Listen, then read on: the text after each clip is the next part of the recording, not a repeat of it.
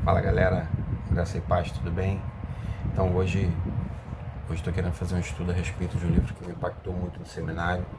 Tá aqui, é o livro que fala sobre a autoridade espiritual do Atmani. Ele que é um chinês que foi preso por declarar publicamente a sua fé lá na China comunista e permaneceu acho que 30 anos até sua morte, permaneceu preso, mas a obra dele continua. Por exemplo, esse exemplar aqui tem mais de 300 mil, esse livro tem mais de 300 mil exemplares vendidos, e o Watchman ele declara que a maior exigência que Deus faz ao homem não é carregar sua cruz, servir, ofertar ou negar-se a si mesmo. Na verdade, é obediência. E a gente vai começar falando aqui a respeito desse livro. Mas antes, assim, é um livro que ele já foi trabalhado lá no seminário, e num período que estava muito sobrecarregado com outras atividades, com vários trabalhos e seminários, eu acabei deixando perder muita coisa. Então a ideia agora é que a gente reveja junto, né, no meu caso revendo, e tentar compartilhar um pouco com vocês, assim, porque ele traz lições muito importantes, muito edificante, na verdade, para as nossas vidas, tá? Em termos de autoridade. E aí eu quero te dizer assim, a gente não vai fazer uma leitura 100% dele. Ele vai ser como se fosse uma trilha para o nosso estudo. Não um trilho. O trilho a gente vai certinho ali, se a gente não foge. É uma trilha, tá bom? De repente eu vou falar alguma coisa aqui, mais à frente vai ser visto, né? De repente algum versículo que eu traga, por exemplo, agora aqui no início, para contextualizar o que ele está falando. Eu digo contextualizar porque é um livro, é uma obra. A gente pode questionar, a gente pode se inferir, né? Na Bíblia a gente faz, mas quando a gente não entende alguma coisa, enfim, a gente em oração busca no Senhor. Mas esse livro aqui a gente pode chegar e falar, olha, isso aqui está errado, isso aqui não é bem assim, dependendo do contexto bíblico que a gente conseguir entender, conseguir aplicar ali ou não, tá bom? E aí, que é um livro muito bom, um livro cristão, um livro que, claro, ele não substitui a Bíblia de forma alguma, nada, mas ele abre muito a nossa mente com relação a diversos textos bíblicos relacionados à autoridade. E ele já começa, assim, logo de cara falando a respeito da importância da autoridade. Ele vem trazendo a própria palavra aqui, né? Ele vai dizer assim, deixa eu ver qual foi a palavra, é Romanos 13, do 1 ao 7.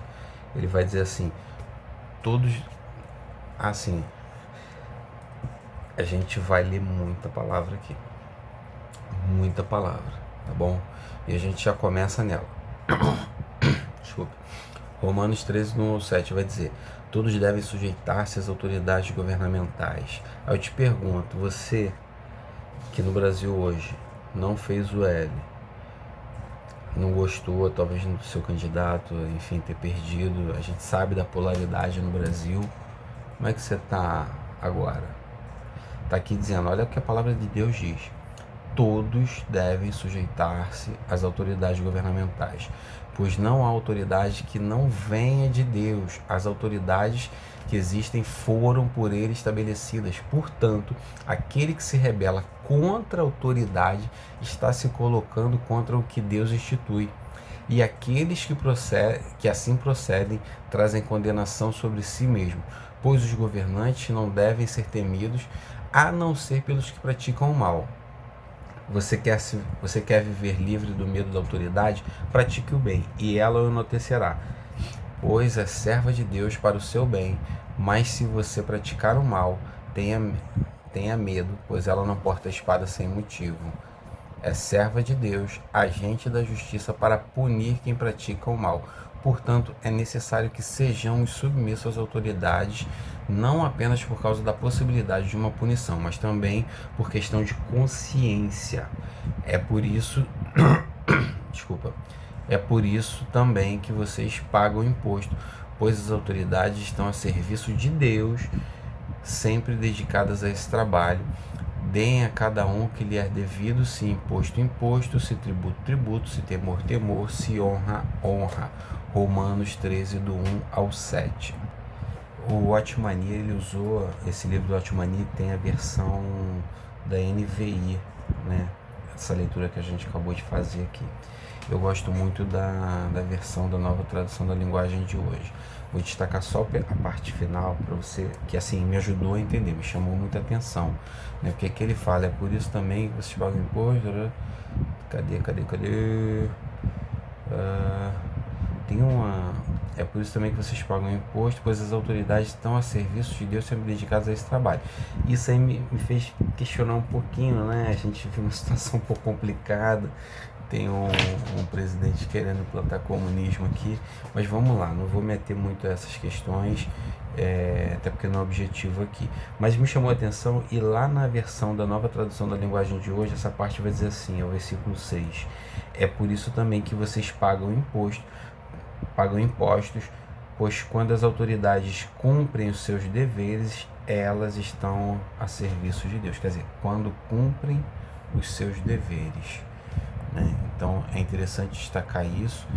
E aí o Otmani, ele começa praticamente com duas páginas aí de palavra, né? Tem uma outra que ele destaca, que está lá em Hebreus 1:3, que vai dizer assim: o Filho é o resplendor da glória de Deus e a expressão exata do seu ser, sustentando todas as coisas por sua palavra poderosa.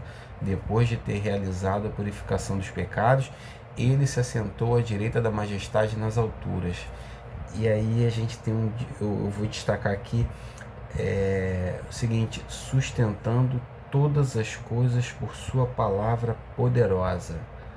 Isso é forte demais. Isso está muito em linha com o Salmo 138:2. Deixa eu dar uma catada nele aqui. Claro, eu tinha lido isso antes, eu não decoro o versículo. Mas o Salmo 138:2, ele diz uma coisa legal, ele diz assim, ó: por causa do teu amor e da tua fidelidade, eu me ajoelho virado para o teu santo templo e dou graças a ti, pois tens mostrado que o teu nome e as tuas promessas estão acima de tudo. Quer dizer, Deus colocou no mesmo pé de igualdade o nome dele e a palavra dele. Se a palavra é promessa, né? Outra questão que o Otmani, ele já começa e depois ele vai começar a desenvolver o texto, né? Ele traz um outro versículo que é Mateus 6:13, vai dizer assim: e não deixeis cair em tentação, mas livra-nos do mal. E não nos deixes cair em tentação, mas livra-nos do mal. Mateus 6:13. Um outro versículo que ele já coloca para a gente também refletir. Perdão, outros. É Mateus 26, 62 e 64. Ele vai dizer assim: então o sumo sacerdote levantou-se e disse a Jesus: Você não vai responder à acusação que estes lhe fazem?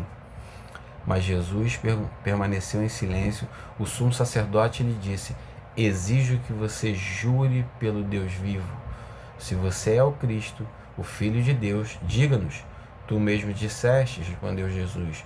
Mas eu digo a todos vós: chegará o dia em que verás o Filho do Homem assentado à direita do Poderoso e vindo sobre as nuvens do céu. Então, o Otmani, ele já começa com esses versículos. O Salmo 138, versículo 2 não, mas ele já começa para a gente poder fazer uma meditação a respeito da autoridade de Deus, como é que Deus trabalha, e aí sim ele começa a sua introdução de fato. Ele vai falar que o trono de Deus, ele se estabelece em autoridade, né?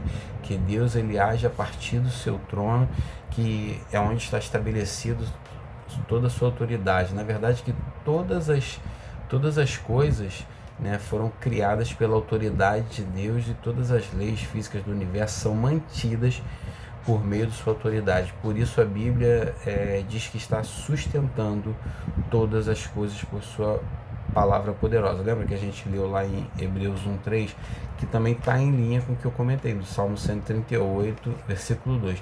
A gente precisa ter esse entendimento de que, assim, tudo vem da autoridade de Deus, né? O que quer dizer que, assim, todas as coisas são mantidas pelo poder da palavra de Deus. Pois a autoridade divina, ela representa Deus, Representa quem? Representa a Deus. Ao passo que se seu poder ele expressa-se pelos seus atos, né? Aí vem o seguinte, ele comenta lá a respeito do pecado contra o poder de Deus, que ele é mais facilmente perdoado, né, do que o pecado contra a autoridade, porque esse é o pecado contra Deus. Então, então assim, a autoridade é algo que nada vem sobrepujar, né? Nada vem sobrepor a autoridade de Deus no universo. Se a gente que quer servir a Deus bem, a gente precisa entender esse conceito de autoridade. E o Otmani, ele já começa também fazendo um contraponto agora, né? Ele já, depois disso, ele já começa a lançar a ideia da origem de Satanás, da origem do mal, né? Fala que é o arcanjo, era o arcanjo que se transformou em Satanás, perdão, quando tentou usurpar a autoridade de Deus e quis competir com o Senhor. E assim ele se tornou um adversário. Na verdade, assim, a queda de Satanás foi provocada pela sua rebeldia. E isso a gente pode ver na palavra, né? Ele comenta lá, Isaías 14, do 12 ao 15. Deixa eu pegar aqui a palavra. Como eu disse, a gente vai ler bastante. Bom, seguinte, Isaías do 14, capítulo 14, do 12 ao 15. Ele vai dizer assim: Rei da Babilônia, brilhante estrela da manhã, você caiu lá do céu, você que dominava as nações foi derrubado no chão. Antigamente você pensava assim: subirei até o céu e me sentarei no meu trono acima das estrelas de Deus. Reinarei lá longe, no norte, no monte onde os deuses se reúnem. Subirei acima das nuvens mais altas e serei como o Deus Altíssimo. Mas você foi jogado no mundo dos mortos, no abismo mais profundo. Então, assim, na verdade, essa passagem, ela é um pecado contra a autoridade, né? Contra a autoridade de Deus. Quando ele fala isso, você vê que Satanás aqui, ele tá indo diretamente contra a autoridade do Senhor. E isso, o Otmani, ele mostra que é uma questão de princípio. Ou seja, é complicado, não tem perdão. O pecado contra a autoridade, ela não tem, essa rebeldia, ela não tem perdão, não. Agora, já em Ezequiel, vai mostrar um pecado contra a santidade de Deus. Ezequiel, e o Otmani, ele mostra isso, porque quando o pecado ele é contra a santidade de Deus, isso é uma questão às vezes de conduta, é mais perdoável, entendeu? E eu vou ler aqui Ezequiel 28, 13 ao 17, que vai dizer assim: você vivia no Éden, o jardim de Deus, e usava pedras preciosas de todo tipo, rubis e diamantes, topázio, berilo, ônix e jaspe, safiras, esmeraldas e granadas. Você tinha joias de ouro que foram feitas para você no dia em que você foi criado. Eu fiz de você um anjo protetor com as asas abertas. Você vivia no meu monte santo e andava pelo meio de pedras brilhantes. A sua conduta foi perfeita desde o dia em que foi criado, até que você começou a fazer o mal. Como ficou ocupado comprando e vendendo, e isso o levou à violência e ao pecado. Por isso, anjo protetor, eu o humilhei e o expulsei do monte de Deus, do meio das pedras brilhantes. Você ficou orgulhoso por causa da sua beleza, e a sua fama o fez perder o juízo. Então eu o joguei no chão, a fim de servir de aviso para outros reis.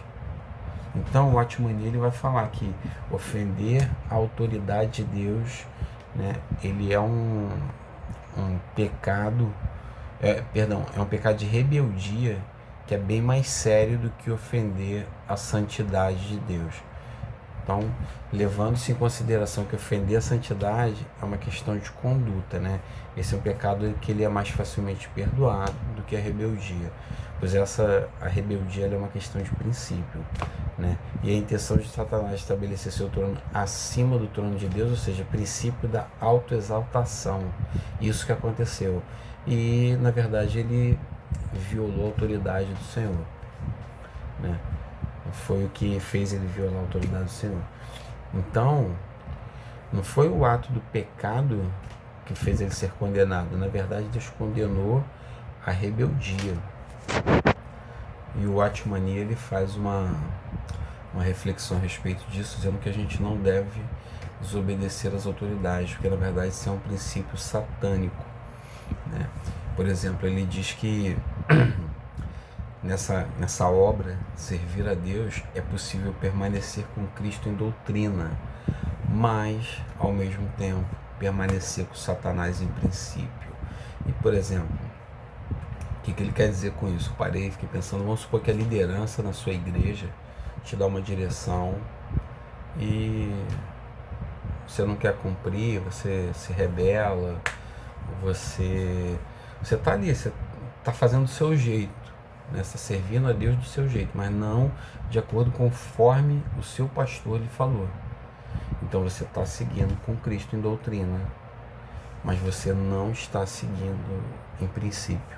O princípio da obediência você não está usando, você está usando o princípio da rebeldia, que é o princípio satânico, e a gente tem que evitar isso, está bem alerta quanto a isso. Por exemplo, vamos evangelizar. Evangelizar é legal, bacana, mas o pastor de repente tem uma direção de falar, olha, não é esse o momento, por algum motivo, enfim, preparar a igreja, uma oração, então você vai, vou sair para evangelizar. Você não tem uma palavra pastoral sobre a sua vida, você não tem bênção sobre isso, e aí você vai estar fazendo algo, vamos dizer, errado. Eu estou usando evangelizar, porque assim, mas eu digo evangelizar, fazer um movimento de evangelismo. Isso tem que estar com uma cobertura pastoral. Jesus mandou que a gente evangelizasse, né? Existe o ID, mas a gente precisa estar debaixo de uma direção, né? Sacerdotal. Então a gente não pode sair por aí fazendo uma coisa à nossa maneira. Esse é um exemplo, né, que eu tô tentando trazer aqui. Porque assim, na verdade, quando a gente está cumprindo, né, um princípio de Cristo, a gente, na verdade, vai sufocar o princípio satânico. É mais ou menos isso que o Atmani fala, essa parte do livro, né? E aí ele, num dado momento, ele vai citar a oração do Nosso Senhor. Porque Jesus, ele orou lá, né? Nos ensinou a orar, perdão. E num dado momento ele vai dizer, e não nos deixe cair em tentação. Aí está fazendo um destaque muito grande aí da obra de Satanás, sabe? Enquanto a frase, mas livra-nos do mal, vem logo em seguida, né? Aí na verdade já está falando do próprio Satanás. E após essas palavras ele vai dizer, porque teu é o reino, o poder e a glória. Amém. Isso é uma lembrança para que a gente nunca perca a direção. Dele é o poder, o reino e a glória. E isso vai nos libertar assim, totalmente da ideia de qualquer oferta que Satanás possa fazer sobre nossas vidas, né? Jesus, ele foi tentado, todos foram tentados, mas Jesus tinha isso dentro do seu coração, porque dele é o poder, o reino e a glória. Não foi o que aconteceu? Jesus, Satanás mostrou todos os reinos da terra para o nosso Senhor, mas ele não quis, na verdade ele respondeu que o reino pertence a Deus, né? E assim também a gente, quando prega o evangelho, a gente também tem que colocar os homens debaixo da autoridade de Deus, verdade? Porque se a gente não... Com isso, assim, é importante a gente conhecer, porque se a gente não conhece como é que a autoridade de Deus, se a gente não tem esses princípios, o Atmani destaca assim, se a gente não tem esses princípios desse conhecimento, como é que a gente vai enfrentar Satanás? E aí ele traz também um outro exemplo a respeito de Paulo, né, que Paulo ele reconhece, quando ele reconhece a autoridade, né, do Senhor, ele, antes de reconhecer, ele, o que Paulo fazia? Paulo atacava os cristãos, ele combatia a igreja, mas de repente, num dado momento, né, que ele caiu ao chão, praticamente é como se tivesse reconhecido ali Jesus como Senhor. E de repente ele, que era um sujeito capacitado, vamos dizer assim, um cara letrado, né, ele não daria ouvidos talvez, né, a, a Ananias, um profeta humilde, simples, enfim. Mas se ele não daria essa autoridade, não reconheceria, mas ele reconheceu em Ananias, né, a autoridade de Deus. Então isso a gente precisa respeitar. É o que o Watchman fala, né? Quem conhece a autoridade lida puramente com a autoridade e não vai lidar com um homem, né? Então a gente precisa respeitar as autoridades que Deus estabelece, por exemplo, pai, mãe, pastor, pastora, bispa, pastor, apóstolo, bispo. Então, tem, por exemplo, um outro exemplo que me vem aqui à memória, de Davi, né? Davi, ele não atacou Saul, no dado momento que ele teve a oportunidade, ele vira e fala para o soldado que estava com ele, ele fala, olha, não vamos tocar no ungido do Senhor. Davi reconheceu a autoridade que havia sobre a vida de Saul. Saul estava tudo errado. Saul era um cara que já desobedecia, já desobedeceu logo de imediato, né? Mas ele começou a, vamos dizer, pisar na bola. E mesmo assim Davi não se pôs contra ele. Davi fugia, Davi dava o jeito dele lá, mas não atacou. Então a gente tem que ficar ligado nessas lições que Deus colocou na Bíblia pra gente, né? O Watchman ele destaca isso muito bem.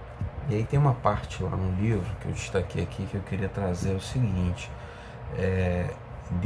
O Watchman ele escreve, né? Deus tem o propósito de manifestar sua autoridade ao mundo por intermédio da igreja. A autoridade de Deus pode ser percebida na coordenação dos diversos membros do corpo de Cristo. Cara, eu gostei muito, eu concordo e está em linha com a palavra, né? Quando a gente vai em Romanos 8,19, que diz assim a palavra do Senhor: o universo todo espera com muita impaciência o momento em que Deus vai revelar o que seus filhos realmente são, né? Não tem a ver? Olha lá o que ele escreveu, vamos lá. Deus tem o propósito de manifestar a sua autoridade ao mundo por intermédio da igreja.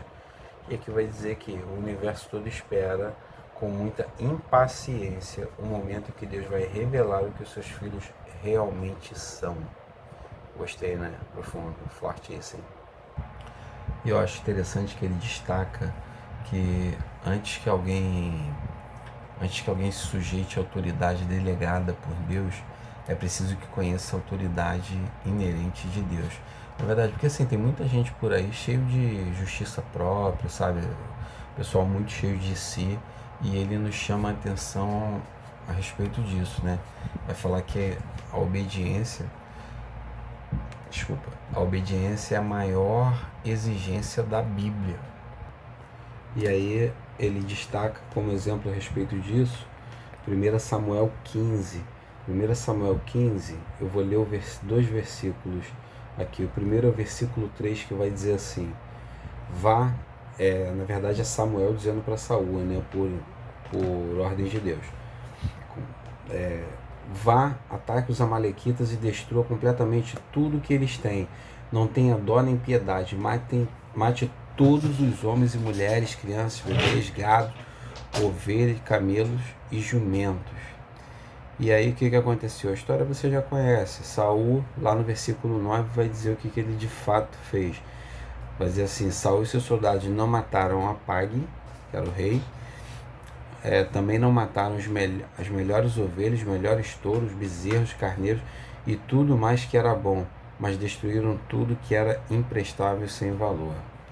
E aí Deus vai rejeitar, né, Saul, justamente disso. E aí talvez a gente tenha aquele jargão que Samuel fala, né? Fala para Saul, vai dizendo a respeito do que é melhor sacrificar do que obedecer, né?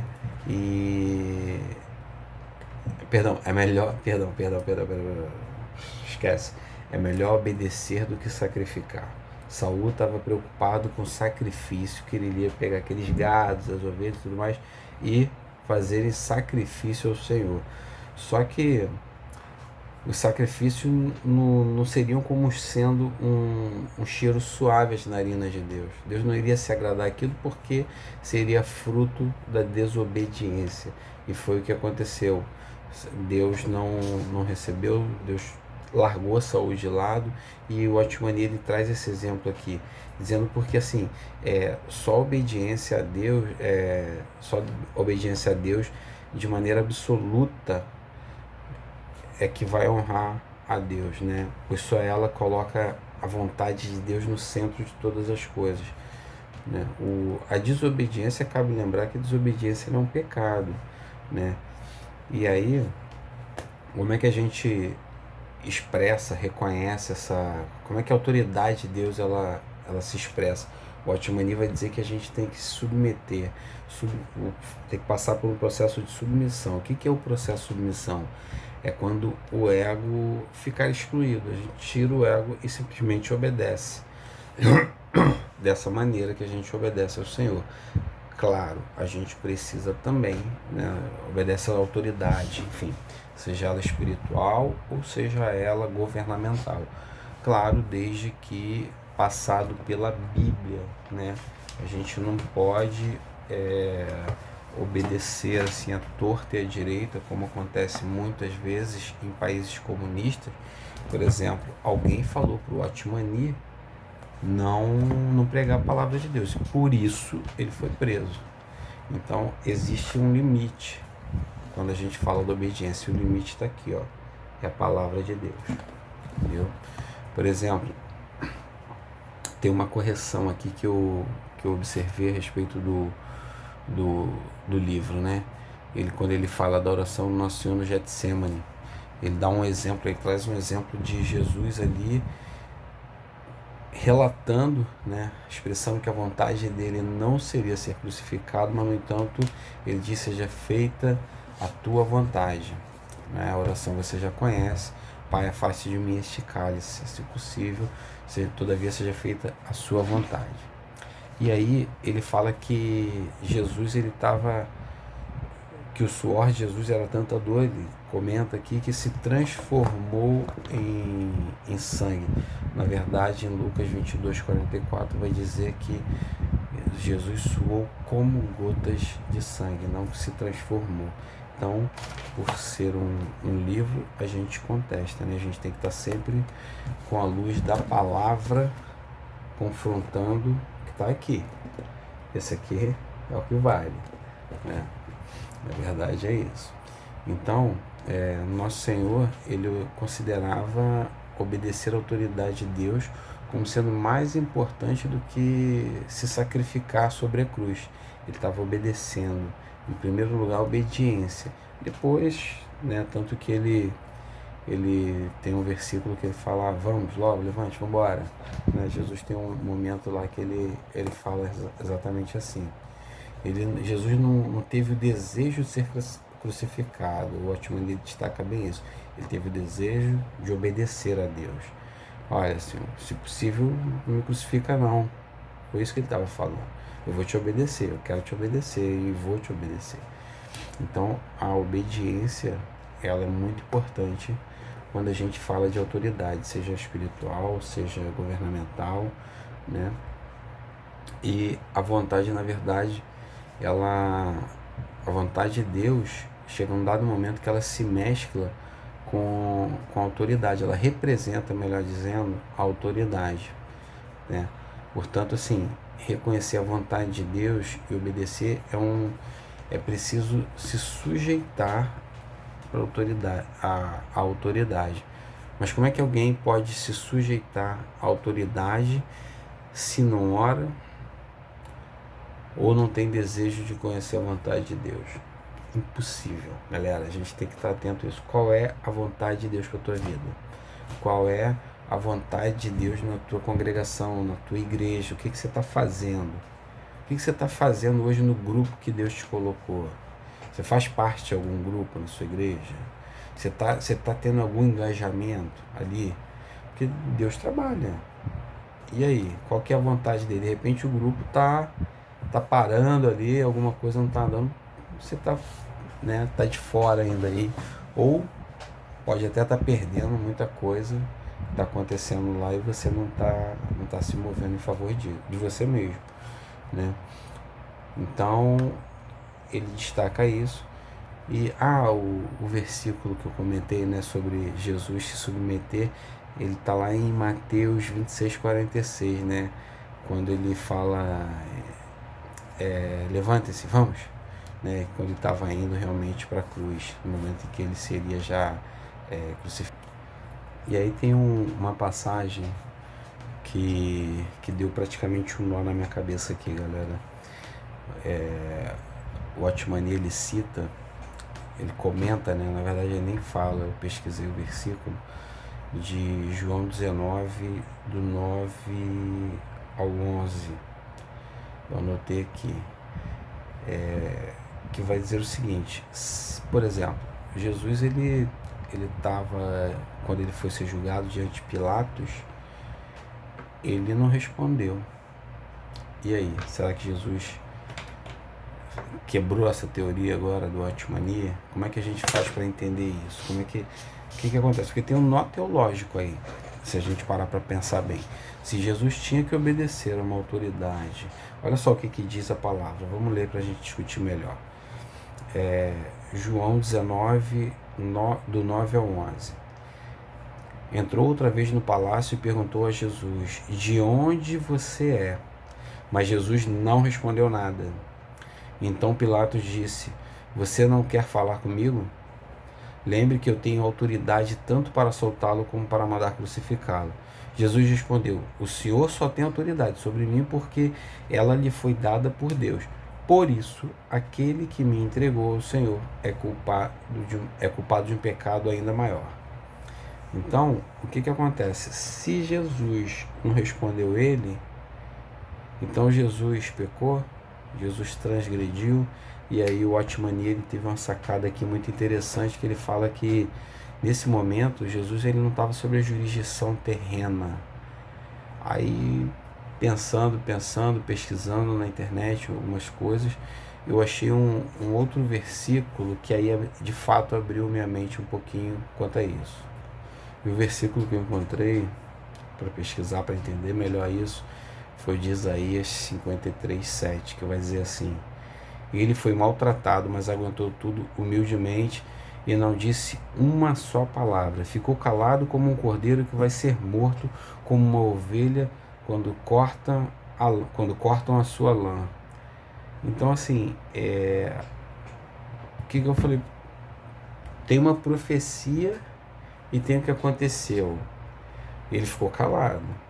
Se a gente colocar na balança, Pilatos podia falar qualquer coisa, qualquer outro podia falar qualquer coisa ali, mas o papel de Jesus era ficar calado. Mas quando ele foi confrontar, então, assim, colocando na balança, eu entendo que mais vale a profecia do que uma fala, talvez ou outra, enfim, de Pilatos.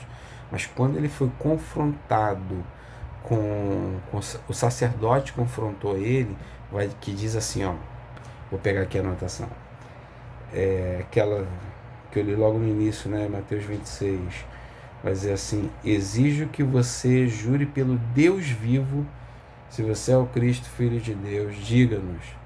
Aí Jesus responde: tu mesmo disseste, né? Mas eu digo a todos vós, chegará o dia, tal. Beleza. Aqui é como se ele tivesse invocando, colocando a autoridade, vamos dizer, sacerdotal, a unção sacerdotal que ele tinha e estava jogando ali. Então Jesus respondeu, porque agora estamos falando do reino celestial. Ainda que o sacerdote não fosse, vamos dizer, o sujeito mais certo ali, mas Jesus reconheceu a unção dele. É o que eu entendo pelo que o Otmani está colocando aqui, né? E aí tem um outro exemplo interessante que o Otmani fala, tá lá em Mateus 7, 21 e 23, que é aquela passagem que diz assim, vamos ler a palavra. Não é toda pessoa que me chama de Senhor, Senhor, que entrará no reino do céu, mas somente quem faz a vontade do meu Pai que está no céu. Quando aquele dia chegar, muitas pessoas vão me dizer, Senhor, Senhor, pelo poder do seu nome anunciamos a mensagem de Deus, e pelo poder do teu nome expulsamos demônios, fizemos milagres. Então eu direi claramente a essas pessoas, eu nunca conheci vocês, afastem-se de mim, vocês que só fazem o mal. Na verdade, o Otmani dá uma sacada aqui que realmente tem razão. Ele chama, né, ele comenta que Jesus trata essas pessoas como sendo malfeitores, né, e destaca que por que eles foram censurados. Eu nunca tinha parado para pensar a respeito disso. Eles foram censurados porque o ponto de partida desses malfeitores foram eles mesmos. Eu fiz milagres, eu expulsei demônio, mas eu usei o teu nome. Teu nome foi uma ferramenta. Entendeu? É isso que ele está querendo dizer. O teu nome foi uma ferramenta, mas quem fez fui eu. E aí Jesus termina dizendo, repreendendo, né, os malfeitores. Então, o Otmani, ele traz ele destaca isso muito bem, né? E comenta que assim, a gente que deve fazer a obra, a gente não deve, na verdade, escolher um trabalho, né? A gente tem que se colocar à disposição de Deus para trabalhar, não tem que escolher coisas. E pelo visto essa turma aí, né, era daqueles que eu fiz, eu faço, eu aconteço, é bem por aí. Então Jesus chama essa turma de malfeitores, né? E que a gente precisa discernir, ter muito discernimento para poder perceber a autoridade, né? Por exemplo, ele fala que a gente precisa, a Bíblia ela define, né, o pecado como sendo a transgressão da lei, mas ele vai falar que confiar na salvação de Deus, obedecer a sua autoridade, está ligado a confiança e obediência. Na verdade, isso é a chave para tudo, é a chave para a gente ter discernimento, é o que ele destaca, porque bem ao fundo, né, segundo o autor, existem basicamente dois princípios, o da autoridade, a autoridade de Deus, e da rebeldia satânica, e que a gente na verdade não pode servir a Deus e ao mesmo tempo andar com os princípios da rebeldia. A gente tem que filtrar, que assim, tem certas áreas da nossa vida, o que ele está querendo mostrar aqui, que a gente tem que cuidar. A gente não adianta só estar na igreja, não adianta conhecer Bíblia, não adianta ler Bíblia, não adianta fazer as coisas de forma mecânica e isso não vir de dentro para fora, sabe? Não brotar como sendo um princípio, porque quando é princípio ele atinge todas as nossas áreas, né? Vai atingir o seu trabalho, na escola, na faculdade, onde quer que você esteja, na sua relação com os amigos. É dessa maneira que eu acho que ele tá trazendo aqui pra gente, tá? E ele vai dizer que no final,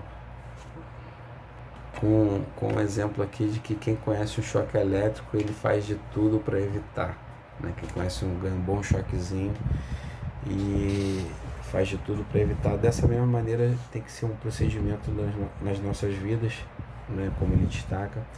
E ele deixa finalizando aqui essa parte, ele deixa uma mensagem interessante: que Deus nos conceda a graça de nos livrar da rebeldia. Só depois de reconhecer a autoridade de Deus e aprender a obedecer é que você poderá orientar seus filhos no caminho da retidão. Acrescentaria o seguinte: que você não queira viver debaixo dos princípios satânicos, você obedeça a Deus, sabe? Pois os pensamentos dele são maiores que os nossos. Então você pode pedir a Deus para você descobrir quais são os pensamentos dele, qual é a vontade dele sobre a tua vida, e colabore. Amém? Deus te abençoe. Fique em paz.